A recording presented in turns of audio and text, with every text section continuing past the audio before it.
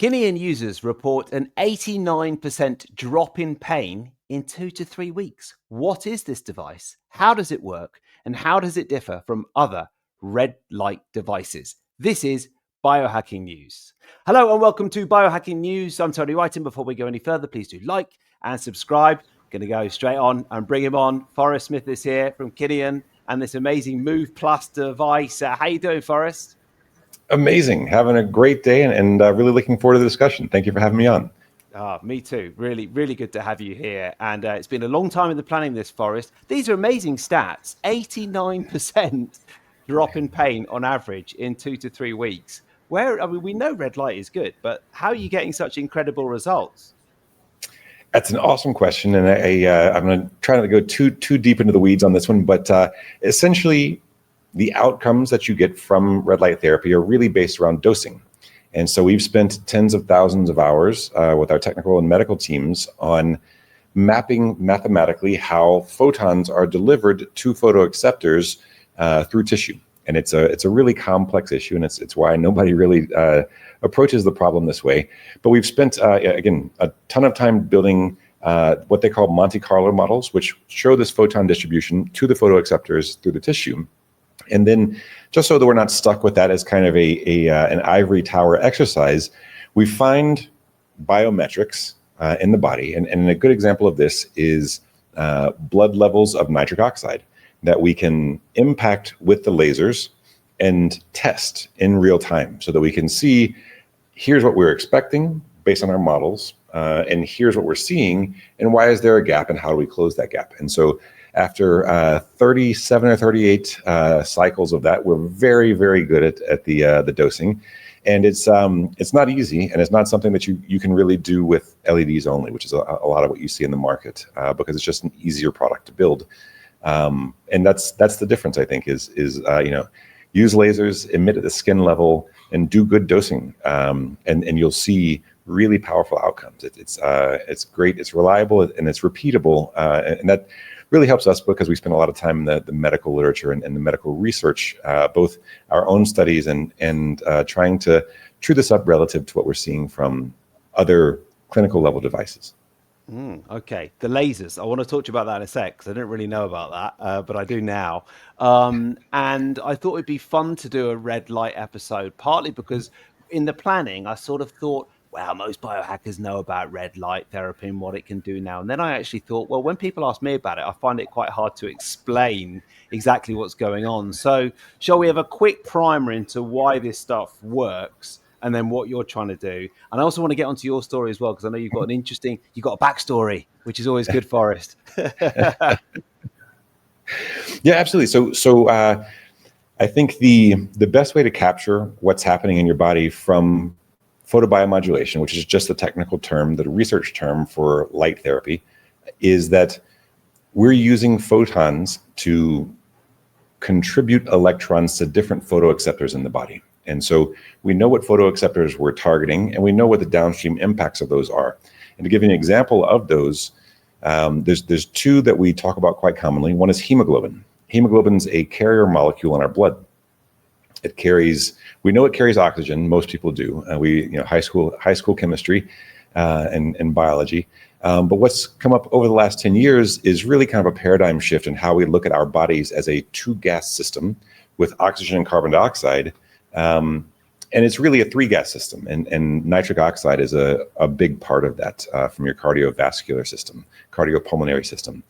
And so what we see with the nitric oxide is particularly the 808 nanometer lasers cause nitric oxide to dissociate or to break away from hemoglobin because it's also carried by hemoglobin.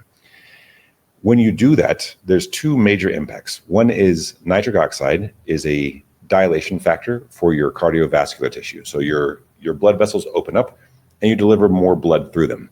The second thing is those nitric oxide binding sites with hemoglobin are competitive binding sites for oxygen. So when you remove a nitric oxide, you can actually add in an oxygen and you deliver more blood and more oxygen because of that. So the efficiencies of oxygen generation, of oxygen delivery to this energy generation, the mitochondria of your cells, is much more efficient. One of the other ones that's very interesting because it's also around the mitochondria and these powerhouses that really allow us to generate enough power to move and grow muscles and heal and have such a kind of central activity in our physiological health is a photoacceptor called cytochrome C oxidase, which is an enzyme in the electron transport chain, which is essentially a bottleneck for energy production from your mitochondria. So if you think of a mitochondria as the factory that produces energy for your body, every factory, every production line has a bottleneck. There's always something that's going to slow it down. Cytochrome C oxidase in the electron transport chain is that bottleneck, unless you're using photobiomodulation to donate electrons to this.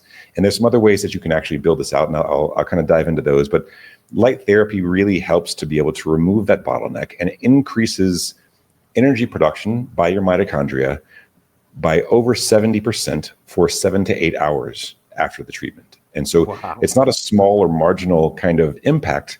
The impact is really powerful. And one nice thing about the body is that nothing does just one thing in our physiology. There's always something else that it signals or that it does. So as you're generating more energy, you also have a signaling impact within your cells for reducing oxidative stress. And so there's a number of these different photoacceptors in the body. That's hemoglobin and cytochrome C oxidase are two that we talk about because they're relatively straightforward. But with ion channels and a number of different things that you can impact with these specific wavelengths of light at these specific doses of light, the outcome is that you're doing 4 big things: reducing oxidative stress, increasing cellular energy, delivering oxygen more effectively, and delivering blood more effectively. And all of that kind of combines to reduce inflammation as well. So the outcomes from a systemic standpoint are just really kind of unparalleled with any other technology. And I love when I sort of think about biohacking, I think about this combination of ancient wisdom and modern science. And often I find that quite easy to explain in my mind. But with this, what's the sort of ancient approach to this? Is it a caveman hurting his knee and sitting out all day in the sun, or is it something a little bit more sophisticated by that? I think a lot of these kind of photoacceptors could have been evolved in for different impacts. One of the things that we do see when you're able to get kind of more sunlight is vitamin D production. And there's a number of different things from a hormonal aspect that are also positive impacts on the body. I think one of the downsides for that, though, is that with the traditional methodologies, you still have UV, which is relatively damaging particularly for skin tissue, just because it's more superficial and penetrates less internally. And so the kind of evolutionary function of these different photoacceptors is still relatively well debated. There's you get 2 academics in a room and there's going to be 4 arguments immediately. But the outcome of this is that we have the science now to be able to really understand them, to identify these photoacceptors, and then to test and quantify what they do from a signaling standpoint. And we use new tools that are actually very exciting. It's such an exciting time to be alive as a biohacker. Things like biological knowledge graphs really help you understand the signaling pathways that we're triggering with these different photoacceptors and why we should target them and at what level of scale we should be dosing them as well. And so, yeah, there's over 7,000 research papers on photobiomodulation or laser therapy, light therapy, for that specific reason, because we're always trying to dial in and understand a little bit more effectively as a research community, as a broader research community, what we can do to be able to trigger impacts downstream that are going to have beneficial outcomes without really any side effects. Yeah. So, I mean, all this is absolutely incredible. And when you chat to people in our world, they sort of tend to say, "Oh, you want a red light device? You want to go for Kineon and the Move Plus." And I wonder how you got into this, because did you have quite a few injuries yourself? Yes, I have been playing sports my entire life, and I probably should have accepted middle age a little bit earlier, the onset of middle age. But I'm still training CrossFit and playing rugby and really kind of in the middle of some high impact sports. But long term, one of the things that's really helped me find and then quantify and build out an interest in the results from red light therapy were my old injuries. So torn meniscus and then torn muscles in my back that flare up again. And, one of the things that we don't see a lot of awareness of in our users and our patients is that old injuries, traumatic tissue damage to your body doesn't necessarily resolve itself back to 100%. And it's one of the reasons why you see so many re-injuries of kind of commonly injured tissue. And a couple of ways that doesn't go back to kind of level is when you have, as an example, an ACL tear in a knee, or in my case, a meniscus tear, you generate chronic inflammation from that tissue longer term. So what does that inflammation do? Well, number one, local impacts are degrading your soft tissue, your ligaments and your meniscus and your cartilage, everything in your knee that's exposed to that increased level of chronic inflammation degrades faster. You have a kind of a status that you have of, you'd like to be a kind of status quo of generating at the same rate that you're degrading the tissue in your knees. But what actually happens is when you have chronic inflammation, you degrade faster and you generate new tissue more slowly. And that's really what causes a lot of the osteoarthritis that we see longer term. Two of the other pieces of this that are even less known is that doesn't stay local. That negative impact of chronic inflammation actually has an impact on tissue regionally. And so there's a great study from Harvard and the NFL on 3,500 different athletes, 1,750 with an ACL tear, repaired, came back in and played, rehabbed, everything. And then 10 years on, what's the impact of this for them? Two major impacts that, again, most people wouldn't know about. One is that the tissue in their quad above that injured knee was about 1.5 to 2 degrees colder 10 years later. So what's happened there is that inflammation has trickled out and continued to trickle out regionally, and you see impaired cardiovascular delivery. So because of that, you have a lower temperature in the tissue, it doesn't heal as fast, and it never gets back to 100%. The second thing is a 50% increase, even kind of washing out for all other factors, not the weight, not the anything, 50% once all of those factors are washed out for increased rate of severe cardiovascular disease. So this is heart attacks and Really? Yes. So it's Wow. systemic. So you have that local, regional, and systemic impact further on in life. And it's one of the things that makes inflammation such an invidious kind of factor in the body and the physiology, because you don't. There's no pain signal saying this inflammation is continuing to trickle out. And there's no solution for that from a pharmaceutical standpoint. You can't really take NSAIDs for this. This doesn't non-steroidal anti-inflammatory drugs aren't really anti-inflammatory relative to the inflammation that you'd like to stop. Photobiomodulation and light therapy actually stops that, reduces to zero that ongoing chronic inflammation, which is a really powerful tool to add into the toolkit. So that's a kind of broad look as to the injury side of things and how it can keep you out, both with that kind of local pain and the local traumatic tissue damage, but also the effects that has from a risk profile longer term for re-injury, and then also for cardiovascular disease is just through the roof. Yeah. God, there'll be people listening to this thinking, oh no, that injury from 15 years ago that still bothers me. Yeah. So I've been using it. I have always had knees that have caused me a little bit of bother. So I've been using it on my knees mostly.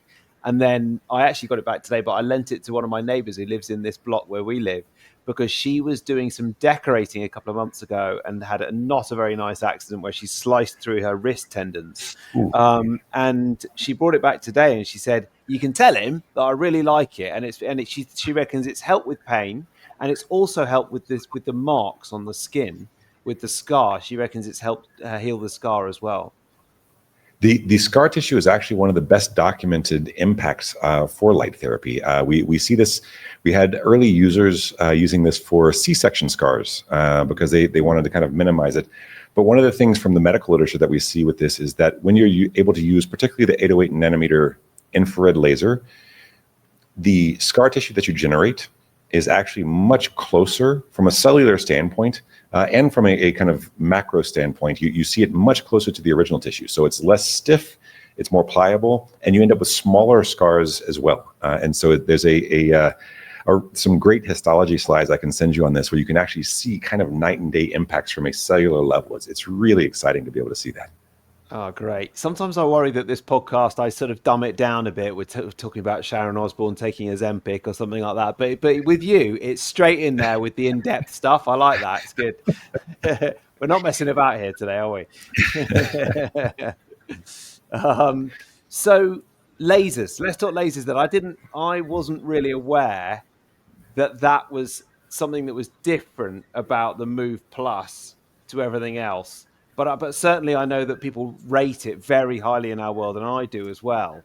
So what is it? And what I do love about the device is it's very easy to put on any part of the body. The way you sort of done it with the straps means that you don't have to hold a big block there, but you can just sort of strap it around. But tell people a little bit more about Kineon and what you're doing with the Move Plus. Absolutely. When we started Kineon, and still now, there aren't really any non-clinical laser therapy devices. And we started developing our device with LEDs only. But as we started working into our testing and our modeling for how we want to deliver the photons, the LEDs don't allow you to penetrate through to the internal tissue. You can turn up the power on them and they will penetrate through to the internal tissue. But the problem with that is that you're now overdosing the more superficial tissue. So it's a balance on how you can deliver the right level of light and photons, both at the superficial or shallower tissue and at the deeper tissue. And the test that we've done and the modeling that we've done really shows an amazing difference between just LEDs. We would have loved to do a just LED product because then you don't have to do as much FDA work and the engineering is less sophisticated. But it turns out that the lasers actually make a massive impact for penetrating through into the internal tissue. And when you see the impact that has on the main things that we test for this, again, things like nitric oxide release into the blood flow. We also test a number of different cytokines that are essentially markers for inflammation in the body. And then the other thing that we've found really kind of night and day testing with, comparing it to LED only, is muscle inflammatory markers. So when you train, so I train CrossFit as an example. I probably once a week overdo it a little bit. And with the high level of reps and the amount of weight that you're doing, you trigger a inflammatory response from your body. That inflammatory response doesn't really help you increase muscle growth or strength. This isn't adaptations that you'd really like to, that there are inflammatory pathways that actually do that. But these that we're talking about with C-reactive proteins and creatine kinase, they don't do that. And so all you want to do is get that out of your body as quickly as possible because it's just a limiting factor for how fast you can go back into training and how fast you can get through your strength curves as you'd like to improve both muscle building and strength improvements. And the reduction that we see out of the lasers is 60 to 80%, where out of the LEDs, it was 15 to 20%. And so it's kind of night and day from a dosing standpoint. So we've spent a lot of time testing this, building it, testing it, building it, and rebuilding it. And cycling through that from an outcome standpoint is really key to us because we're a mission-driven company. We've been building startups for a long time, but this company specifically is not built to exit. It's built as a mission-driven company, which is to increase the quality of life for the largest number of people we can in the most measurable way we can. And so we do a ton of measurements with our users who opt into beta programs and testing. But the outcome for that is that what we've tried to do with the device is make it wearable, travel friendly, reduce the friction points that people would have to stop using it. Because the longer and more consistently you do use it, the healthier your physiology is and the healthier that foundational tissue is. And again, this is kind of one of those 2% a day type things, like invest in your body and see a 2% increase in impact day by day. And it's exponential by the end of the year, how much better you feel. Great. Because that whole thing about training, I think we sort of feel like the inflammation response is a good thing after a massive CrossFit session, or my equivalent would be going to the gym. But what you're saying is, I mean, presumably you do need to stress the body in order to build muscle, don't you? But That's then right. you don't want too much of an inflammatory response. Is that what you're saying? That's right. And there are specific signaling pathways from an inflammation standpoint. So, for example, if I go train and I've overtrained, if I hop into an ice bath or a cold plunge, there is a dampening effect on the muscle building, the hypertrophic outcomes that I'd like to drive, and on the strength. But those are very separate from these creatine kinase and C-reactive proteins, which are really just dampeners on your growth themselves. So by removing those in a 60 to 80% chunk, you can get back in. So we've tracked this very effectively with the U.S. Olympic weightlifting team, who have very specific kind of cadences of what they're able to train to, but they can increase that cadence, so they can kind of pull those training points closer together. Because they can actually remove a lot of the limiting factors that are represented by these inflammatory markers. Are they using your device? They are, yes. It's super exciting, doing That's amazing great. things, and it works specifically well for repetitive stress injuries. So if you think about Olympic lifting, it's all kind of the same movements, right? And so you have, wrist is getting weight up overhead that's probably more than your body weight, which is just a tough thing to do in the first place. But doing that repetitively, week in, week out, the damage that you see from this is really heavy on lower back, knees, soft tissue in general. And so being able to help those guys, but we've seen the same thing from anybody who has a repetitive stress type pattern for injuries. Major League Baseball players, the PGA players, professional tennis and golf elbow are really hard to treat because it's a fundamental issue from a repetitive stress standpoint. And so giving those guys a tool to be able to get back into training faster has just been life-changing for a lot of them. So it's just nice to be able to kind of see those outcomes from an impact standpoint. Oh, that's great. We're mad on the tennis over here at the moment. Obviously, it's French Open and Wimbledon season. We've been watching some of the incredible games. Are you working with some of the top tennis players as well then? Yes. And it's actually expanded out not just from tennis, but also into all kind of racket sports, because one of the things we're seeing right now is there's this resurgence of padel and pickleball and a number of different types of racket sports that are not the easiest on your knees and on your joints in general. And so giving people a new tool in the toolkit to be able to treat that in between court time, it really helps them out, especially with our older users as well. Yeah, I've been a sports broadcaster for 15, 20 years, and I don't do so much of that anymore because I do this, but presented all sorts of sports in the UK and around the world, and presented quite a bit of squash. And I remember sitting with the world's top squash players, and one of them telling me that when you watch a big tournament in squash, every single one of them's on some sort of painkiller because it's so heavy on the joints. And they're all on ibuprofen virtually permanently. And when you watch the rallies that they have, their rallies are sort of averaging 3 minutes sometimes. It's way longer than a tennis rally or even a paddle rally. Yeah, it's crazy. And those guys are in great shape, though. You just kind of see the thighs on them. The stop-start ability they have is amazing. Yeah. But it's unfortunate with people having to take things like NSAIDs, like ibuprofen, chronically, because that comes back to the same thing we were talking about earlier about education around this. One of the things that a lot of our users have found is they get ibuprofen or some other kind of NSAID from their medical or healthcare professional, and because of that, they feel like this is a safe thing to take ongoing. Those are even worse than kind of injury and the inflammation from that for cardiovascular impact. You see something like an 80-90% increase across the board, whether you're 6 or 60, an increase in mortality rate via cardiovascular disease based on chronically taking ibuprofen and NSAIDs. And it's not commonly known. It's one of these things. We actually had some very good discussions with the researchers into NSAIDs in the first place, who their goal was to use the general ones that you can take orally to justify local applications for this, and or kind of protein specific targeting for it.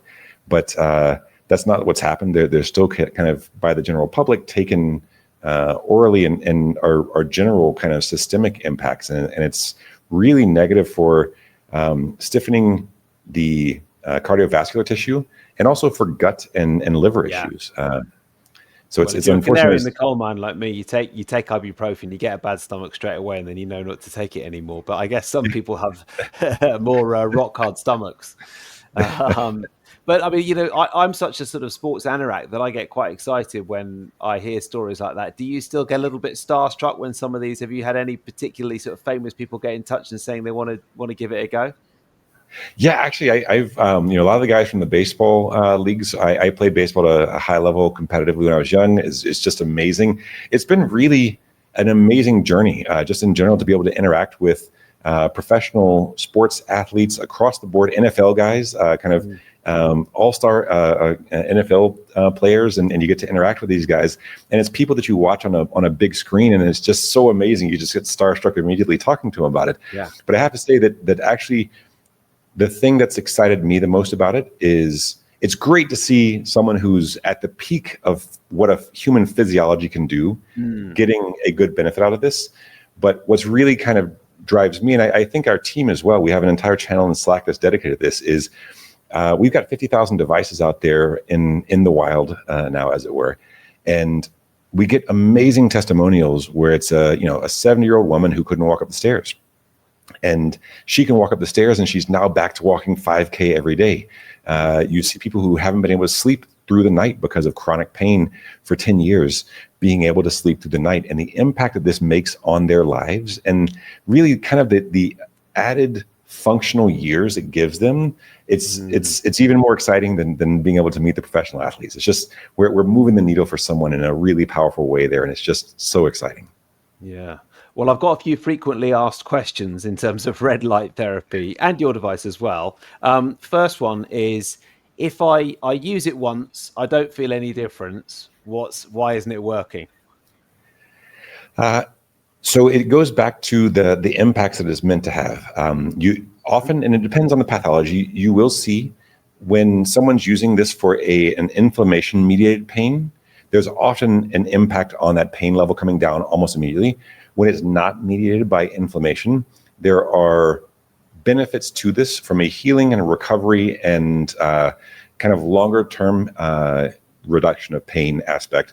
But if it's not kind of inflammation mediated pain, often that's going to take 2 to 3 weeks. One thing that we try to warn people about, particularly with, because we want to be as upfront and open as we can about the expectations people should have, is when you have hand osteoarthritis, as an example, it can take up to 6 or 7 weeks. And so that's really the longest that we've seen to see a really kind of powerful outcome. But the other option for that is not doing anything, to continue to take NSAIDs and seeing that tissue degrade. This actually starts to treat the underlying issues versus just treating the pain. And so I think that's how we try to describe it from an analogy standpoint, is if you're taking the pills to reduce the pain, you're taking the batteries out of the smoke alarm, out of the fire alarm. The fire is still burning in the kitchen. You just don't notice it as much anymore. And what you'd really like to do is put the fire in the kitchen out and make sure that you're treating the fundamental issue that's causing that pain, because the pain is really just the signal. Yeah. So everyday use just is the thing for that, rather than just trying to use the smoke alarm to fix it when it's, yeah. That's exactly right. Yeah. That's exactly right. And what we've found is when people can stack habits for it, it makes a huge difference. The consistency that they see, consistency drives outcomes, and finding a habit that you have pragmatically and historically is a really good way to get into a good habit or a good consistency of treatment. And we do see sometimes with our users who would ask, like, hey, should I do this with my meditation? Then that's something that's a habit I'm building. The question then is, how many times have you done it in the last 2 weeks? Is this an aspirational habit where you've done that once in the past 2 weeks and you haven't been able to really follow up on it? Or is it a pragmatic habit? So stack it with something pragmatic. And if that's Netflix, that's okay. Obviously you want to get your meditation going. Once you've looked back over the last 2 weeks and you've done the meditation 10 or 15 times, that's perfect. But if you are wanting to adopt something for consistency, definitely try to stay on the pragmatic side of the habits. The next FAQ, this is biohackers we're talking about here, Forrest. What they do is they open the product and they throw away the instructions, and it says, oh, I'll do it for 5 minutes, and they'll do it for an hour.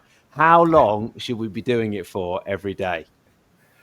Maximum of 20 minutes on each given point. And we usually say 15 because we find that people maintain the programs more effectively when they do limit it to 15 versus trying to push to 20. But if you can, up to 20 minutes, find a habit that it stacks with. And there are a number of different things that you can, because we often also get a question around, okay, I don't have an exact specific knee pain or ankle pain or injury right now. If I've got the device already because my shoulder was hurting, what else can I use it for once my shoulder is good again? There's one protocol we've been working on that's been amazing that I do on a daily basis. We started this with a Japanese lab who's done research in what they call abscopal or remote photobiomodulation, which is essentially treating one part of the body and getting benefits elsewhere. The treatment in this case is 15 minutes over the largest and most accessible blood vessels in your neck. So you put this over your carotid Is it in your neck. to the front of your neck at the moment? That's right. Yes. Yeah, so put it 2 vertical modules over the largest kind of carotid artery in your body, in your neck. Run it for 15 minutes, and then put it over your lower gut, so about an inch below your navel, and you'll see benefits both from a blood-based impact, so impacting reducing the stiffness of your arteries and your blood vessels, impacting brain fog, impacting essentially a number of different neurotransmitters in the body, and then also impacting immune health.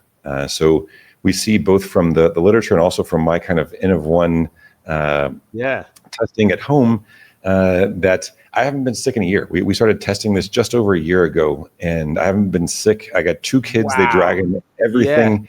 But that's exactly in line with what we see from the medical research on this. And it's so that's the immune health is a big one. But the other thing is just feeling better. And in the medical research, they call this affect. And so you test kind of, it's a very subjective measure, but it's very substantially moved by increasing neurotransmitter production, both out of your gut and in your brain. So that's things like brain-derived neurotrophic factor, serotonin, dopamine. There's really powerful impacts for it, and it takes about 2 weeks to feel that lift from a mood standpoint. But I travel with it everywhere now, and that's even without injuries. I'm using it daily because of that, and it's just an amazing outcome. That's great. I think I'll try that today because it sounds quite nice as well. And it actually leads me on to my next one, which is you were talking about habit stacking. I quite like using it at night before I go to sleep. But I did one, and because then I'm reading my Kindle at the same time, and that's one habit on top of another. But one thing I wondered was about the light exposure through the skin late at night. Obviously, this is red light we're talking about, but some of the research suggests that it's not just the quality of the light, but it's how bright the light is at night. So can it affect your sleep if you use it just before you go to sleep? So there's actually the infrared and red. So we use deep red, 660 wavelength, and then near infrared, which is invisible to the human eye, but it's also something like 70% of the sunlight that you see. So what happens as you see, this is something that we kind of notice intuitively, is when you see a sunset, there's a red shift. And so the range that we're in actually is within what you would see from this red shift versus the kind of more direct light that's overhead during the day. So this isn't going to impact you in a negative way from a systemic standpoint relative to your sleep. And we actually do some treatments in the evening as well. We also have a number of people, there is a benefit for if you have the time to be able to treat in the morning and in the evening. It's more marginal. It's roughly a 20% lift versus like doubling the outcome because you still have some of that original signaling impact that's already been triggered. But if you do have time to do it in the morning and evening, it's a great way to sunset and sunrise both have a red shift relative to the type of light that's coming in. Yeah, great. And then just a couple of the areas that you mentioned, you've talked about the back and fingers. So both of those, firstly, back, loads of people suffer with back issues. And presumably, and I've been having a look at some of your website and some of the stuff today. It is something that people are using for back quite a bit, isn't it? Absolutely. I think we all sit too much now, and it's you end up with the tight psoas and tight hips, and because of that, you have a lot of anterior pelvic tilt with a lot of people who are doing office jobs, or I don't do it exactly an office job, but I'm still set 6 hours a day, emails and phone calls and this type of thing. And so what we have found with that is that improving the blood flow to that lower back tissue really helps the quality of tissue. But in some cases, we would find that it wasn't really helping the outcomes from a pain standpoint. But our team, sorry, stepping off camera for 1 second here. One of the things that we wanted to do is just deliver the best outcomes we could for our users. And so where we couldn't improve kind of some of the mechanical issues with the laser, there's your body actually has, so there's a lot of myofascial tissue that kind of is in the center of the problems around pain for the lower back. And when you do imaging of that tissue, you'll find that when you are sitting too long, you'll have these areas that are essentially knots, but that show up in the imaging as hyperechoic areas or bubbles there. And what we'd like to be able to do is release those hyperechoic knots as efficiently as possible. And so we went through about 17 different prototypes, testing before and after imaging on what reduces the size and releases these hyperechoic knots as effectively as possible, particularly in conjunction with the laser therapy. And so we've developed what we call the Relief Plus, which is a myofascial trigger point release device that's super effective, but also probably needs to come with a warning label. I was using kettlebells on top of myself just to add additional weight to and I was sore for 3 or 4 days. So it's a very aggressive tool. It really removes those myofascial knots very effectively, but it is going to make you very sore, particularly the first couple of times you use it. Okay, great. Looks good though. Really good. Thank and you. a different sort of thing to what the Move Plus is doing. Yes, absolutely. This is really just kind of unlocking. You have these tissues that should slide across each other very effectively, and when you get the knots, they're kind of just stuck. And there's a number of different ways to address that. A lot of people are using kind of guns, like these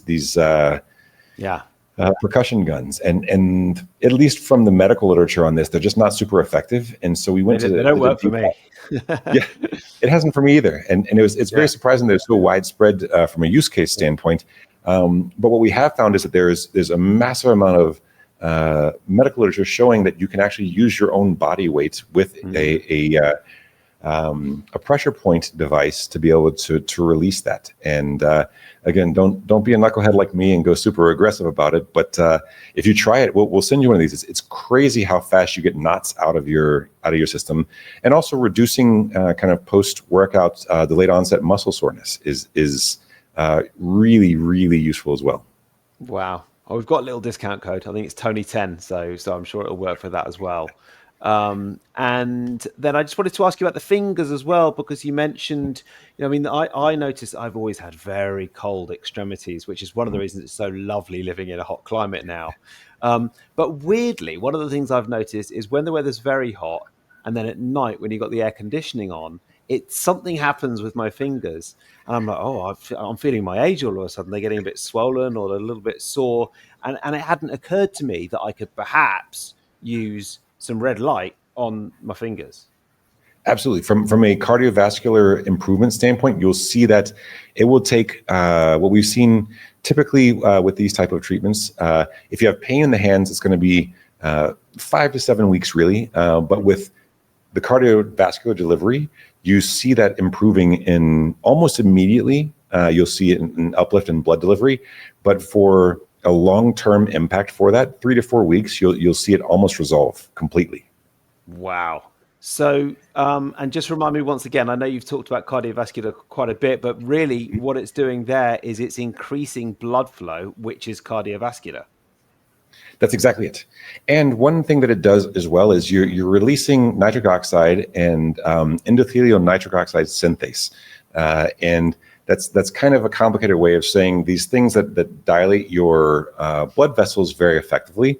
And what that does is it trains your cardiovascular endothelial tissue, that those blood vessel walls, into how to be flexible again. It's almost like doing push-ups for your blood vessels. And with those NFL players that we've contributed some with the studies, the outcomes where we saw their quads 1 to 2 degrees colder on the injured side, that actually resolved completely within 4 weeks of treatment. So you start treating that tissue, and it teaches your blood vessels how to open more effectively, and really kind of trains them back into a healthier and more flexible way of reacting to external stimuli. Wow, fantastic. Okay, well, so I'm going to be doing, what am I going to be doing tonight? I'm going to be doing the neck, the gut, the fingers, and the knees. 100%. I have to go to bed earlier for that. And please do let me know how you go with the neck and the gut, though, because that's one where everybody we've kind of tried to track this as much as we can from from an impact standpoint. And again, it's taken around 14 days to see that kind of mood and energy lift, but it's been really, really high hit rate. So I think we're above 90% hit rate on that right now. Wow. And is there something to do with the vagus nerve around that area as well? There is, and also if you bring it in a little bit, there's a couple of different organs that you have from a signaling standpoint with your thyroid in particular that are really impactful as well. So you can actually do both the blood vessels and then move it a little bit out for the vagus and a little bit in for the thyroid. And it's we've seen a number of our users, particularly in perimenopause and menopause, they have this, and this is not something that I had researched just because I'm not going to go through perimenopause or menopause, but we've seen it with our users, and they've triggered our research team to go dive into this. And it's a really common, hypothyroidism is a really common impact of perimenopause and menopause, and there's not really a great way to treat that. And so using the light, and then you can use dosed with supplements like selenium and vitamin D3. There's a night and day. People are coming out of Hashimoto's. It's such a strong physiological response. Wow. Now, I ask everyone who comes on the podcast, Forrest, for a biohack that you've been using or trying. It could be related to red light, or it could be something completely different. Is there? It sounds like you are quite deep into looking after your own health. So what have you been doing recently that's been working? So test everything, keep an open mind, and then keep notes. And so what's worked and that has kind of stuck on, early morning cold plunge, amazing from a neurological standpoint. I don't really use it for anything from a physiological inflammation. I'm just using it for kind of, it's like coffee times 10 in the morning. Early morning training, do sauna a few times a week. A number of different things from actually, we're also releasing a mitochondrial support product. One of the big impacts we talked about at the beginning of the discussion was this mitochondrial impact of being able to improve outcomes from a energy generation standpoint.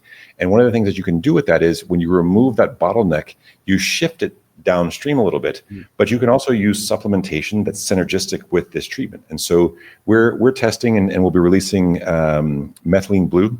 I spilled a little on my fingers this morning, so I'm all blue over here. But it's great. You see that 70% to 80% increase in ATP or energy generation go all the way up to 180%, which is just a huge amount of energy. So recovering tissue faster, the neurological benefits, being more awake and more alert, less brain fog has been just amazing. So we're bringing that out ourselves to be able to help other people kind of have that same kind of experience. But yeah, a number of different supplements like that, I think is and then, just sleeping as you can and, get the sleep and the diet as you can, as correct as you can.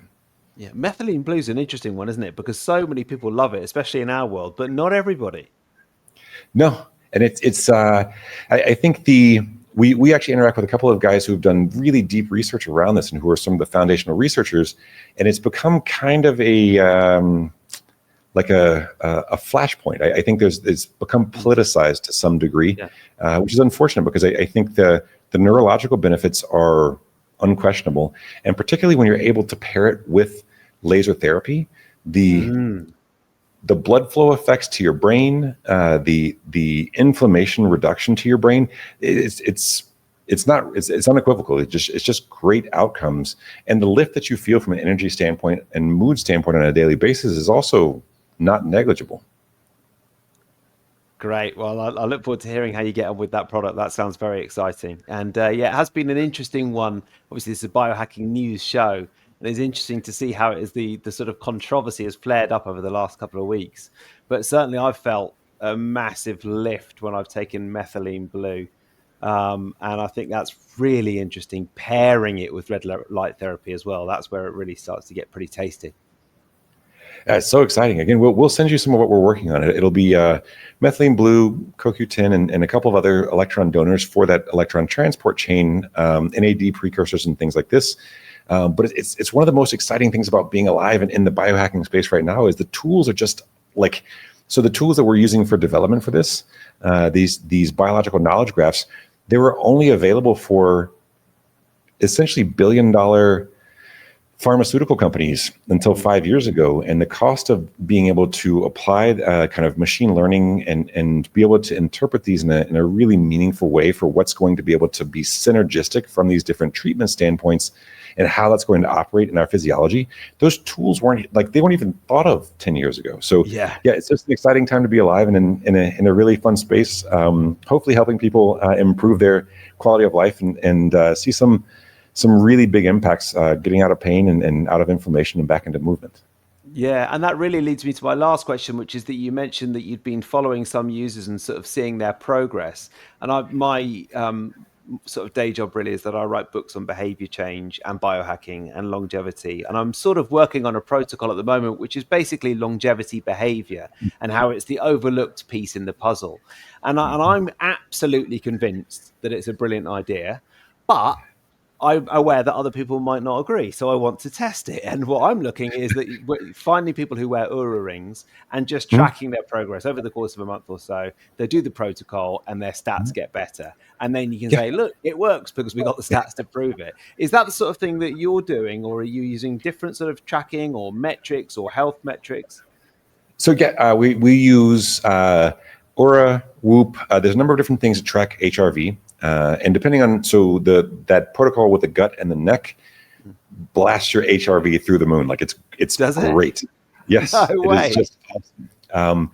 And so we've actually started developing our own, and I think it's been stolen here. I had some prototypes for our next laser device that's going specifically for gut health.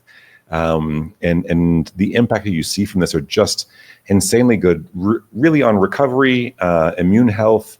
Again, a lot of the impacts from a brain and neurological standpoint are just, over and above what you can see from anything that's a pharmaceutical solution right now. But yeah, same kind of thing. One of the other things that's very interesting in this space, and I'll have to connect you with them offline, is there's 3 or 4 different companies in that space who are building summary API type data captures, so that if you have if anybody has any device, I've got the Samsung, I don't have the Whoop or the Oura or whatever, you can take their data in, and then it kind of pads a little bit relative to how it interprets based on the accuracy of the individual devices. But it's such an exciting time to be alive, because you can start putting objective measurements to the different protocols and the different meaningful changes that people are making in their life. And it's just super exciting to be a part of that.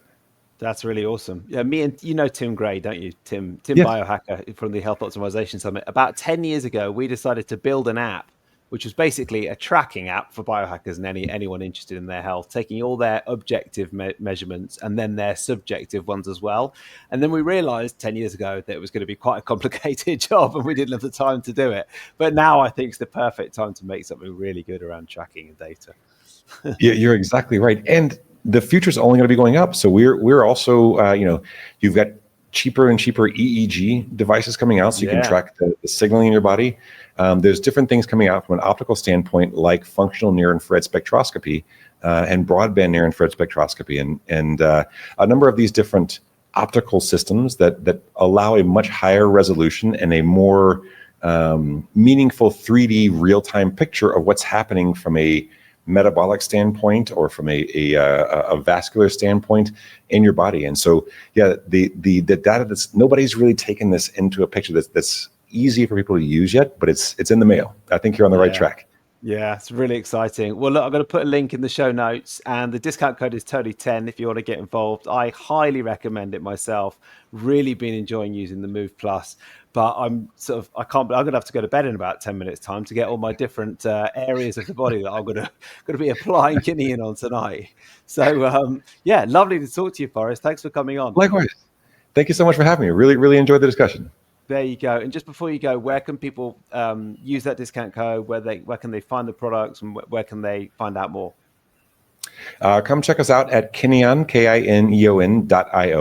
We have a cool research group of physiologists and laser scientists who write a bunch of educational pieces on there. And definitely try it out today. You get the 10% discount. And if it's not working for you, send it back. We're not here to sell devices. We're here to help people make an impact in their life. And also, my business partner and I both put our Calendly out there for anyone who's not getting what they expect out of the devices to be able to call us. That's how we try to understand and parse how we can improve the user experience for these. And we're a mission-driven company. Our users are everything for us, and so we try to be as available and accessible to them as possible. Oh, that's dangerous. That's dangerous, putting your Calendly out there.